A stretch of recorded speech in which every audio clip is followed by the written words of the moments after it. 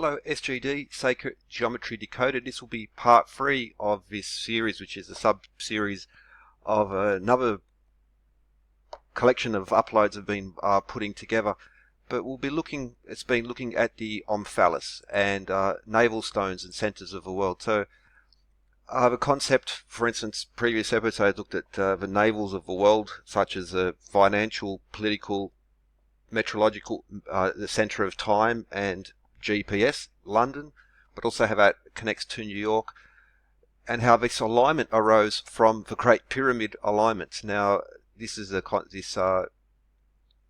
navels or centers of the world, and how they are so important in finance and politics to this day, but also historically centers, very important centers of the world. And this emerges from this pyramid angle, which in itself points to, so we see from the Great Pyramid, if we use those, so that's times 1,000. We've just multiplied the length and the base of the pyramid, the slope length and the base of the pyramid times 1,000 to get these, not just some. This is a very, very important thing because this connect later. Now, they took us to Cleopatra's Needle in London and to the London Stone, and these important centers of, and this Mithraic center, which is such a lovely connection to the Statue of Liberty in New York, having Cleopatra's Needle as well.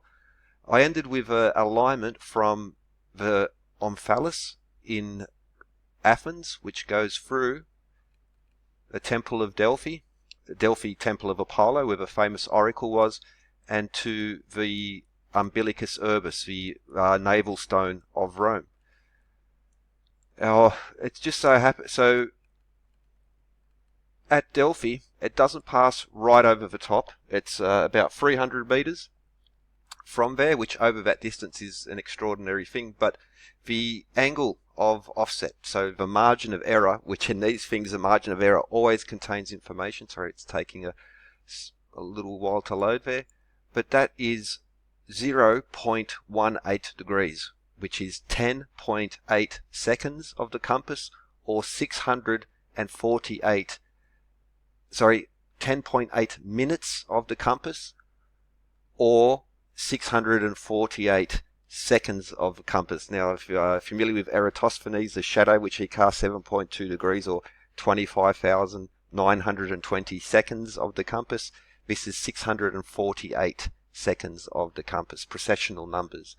And these margins, so in the construction of the Great Pyramid, there are small margins of error, in air quotes, which actually lead to some extraordinary levels of perfection. If it was one or two, maybe, but what we have is this series of things that always, the devil's in the detail, as they say, or God's in the detail, depending on what expression you choose to use. Now, we have these alignments which connect to the concept of centers of power, the navel of the world. And, well, we've seen London. Now, if you go to Rapa Nui, another concept, this navel of the world. Now, wherever you are is the center of the globe. You know, there is, but where are the political centers of power, and especially connected to these ancient enigmatic sites. Now, for instance, all roads lead to Rome. We have the Umbilicus Urbis being originally where all roads led to, and where all roads were measured. Now, a very short distance away, one of the emperors set up the Golden Milestone, again the symbolic center of the Roman world, from where all the miles were measured.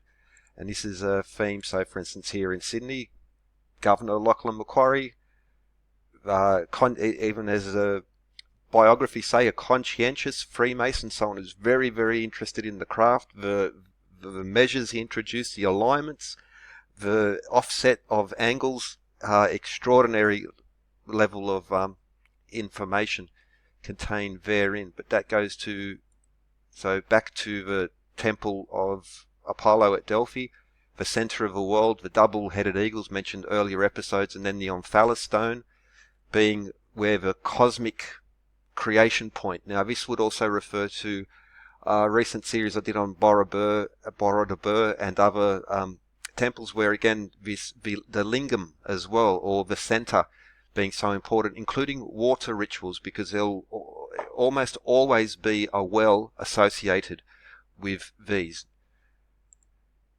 Temple of Apollo, Delphi, know thyself, the two eagles, know thyself in the matrix, and the Omphalos, the navel stone. So we have the one on the outside. We also have this ceremonial one on the inside, which has a crosshatch, or the lozenge, as it's also to be found in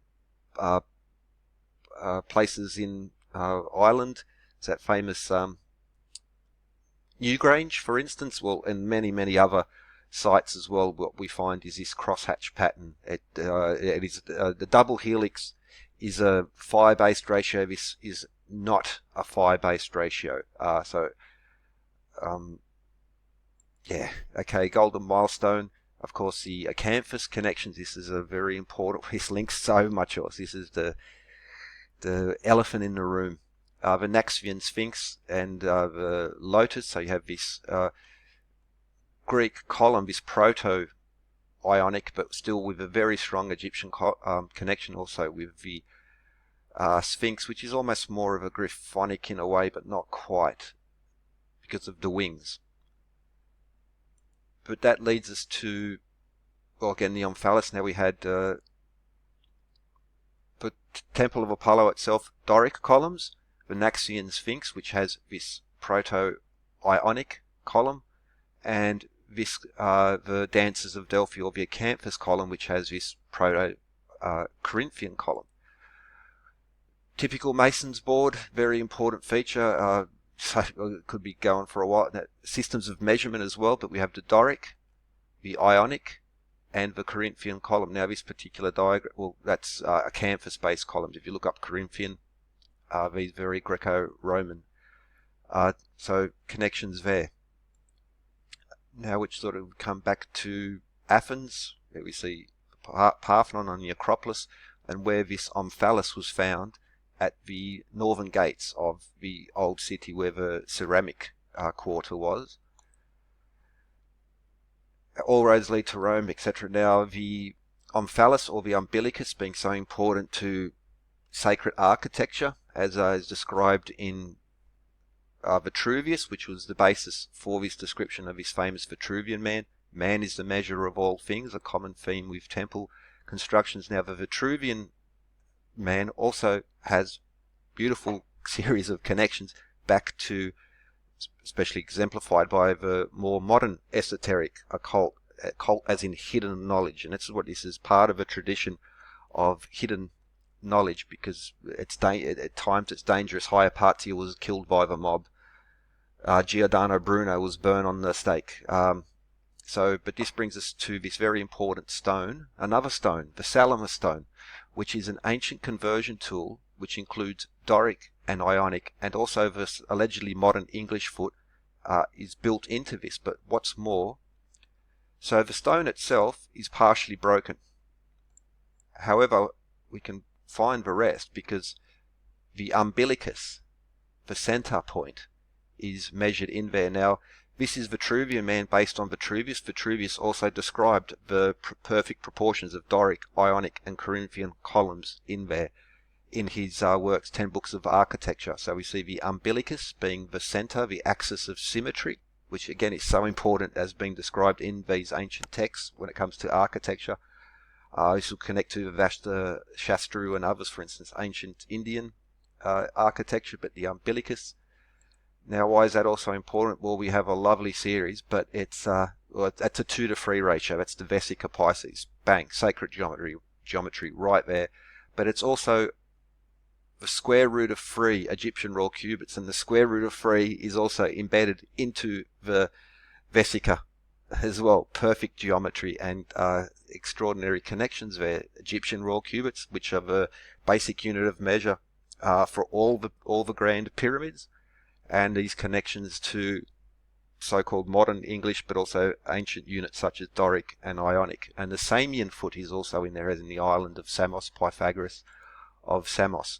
So what happens if you overlay the Salamis Stone onto the Vitruvian man? Well, what do you get? You get all nice, the points just fit. It's just extraordinary connections. And from the umbilicus, the Omphalos, the Navel Stone. Man is the measure of all things. So back to the Temple of Apollo at Delphi, where we have this most famous, most well-known Omphalos there. And what else do we get? Well, Egyptian royal cubits.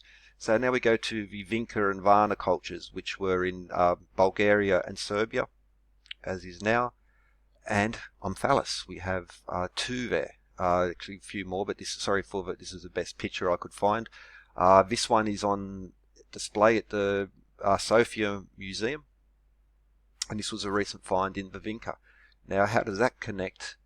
This is some items found at a gravesite of the Varna. Now, this particular bowl, which you might recognise as but it is one Egyptian royal cubit wide. One Egyptian royal cubit, which is pi over 6 meters, very important. Now, the vesica, so this rectangle here is the Salamis Stone, a 2:3 ratio, has all this lovely music in it. And of course, this gold plate also has 3, 4, 5 triangles. Now, many pyramids, but for instance, Khafre's pyramid, the 2:3 vesica Pisces ratio is there. Once again, 3, 4, 5, the first of the perfect Pythagorean triplets, also used by Egyptian rope stretchers in survey.